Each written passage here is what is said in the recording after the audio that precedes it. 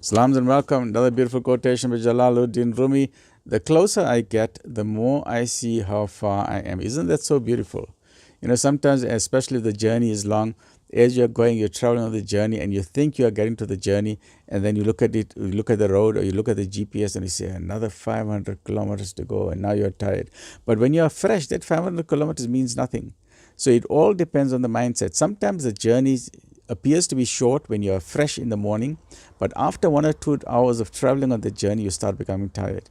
If you become a bodybuilder, you start seeing your muscle develop and growing nicely, becoming strong, but then afterwards you go through a slump and you say, what's happening? Why am I not getting fit enough? Then the journey all of a sudden looks very long because now you're tired. If you start losing weight, initially you start losing a few kilograms, you feel very happy. Then you hit a wall, you can't lose any more weight. And during that time, you feel you're in a slump now. Now your weight is increasing again. Now it sees, how am I ever going to achieve that goal? But another important factor of this is where we found in medical school, that is my personal experience as well, and you find in many studies have also shown that the more you learn something, when you study at medical school, you start learning a particular subject topic. Say, for example, you're learning anatomy, and then you've thoroughly mastered that course. Say you get your distinction in anatomy. But then when you do your anatomy, you all of a sudden now you have a good understanding of that subject. But then you realize there's another professor who knows more than you.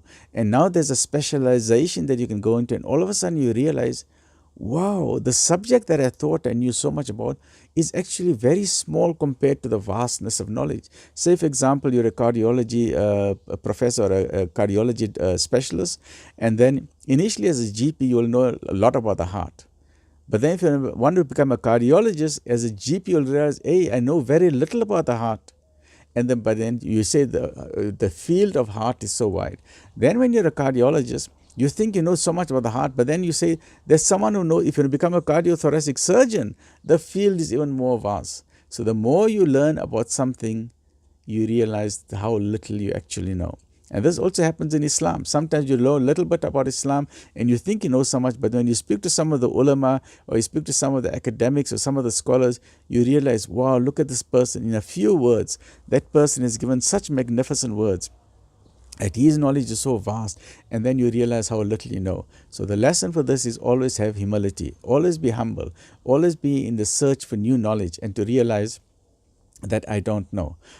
Always be in the path that no matter who you interact, maybe you can seek knowledge from the street sweeper or maybe from that person who's just sitting on the side of the road. You don't know who that person is, and that person may just tell you 1 or 2 words and it'll change your life forever. Stay well, look after yourself. Alhamdulillah.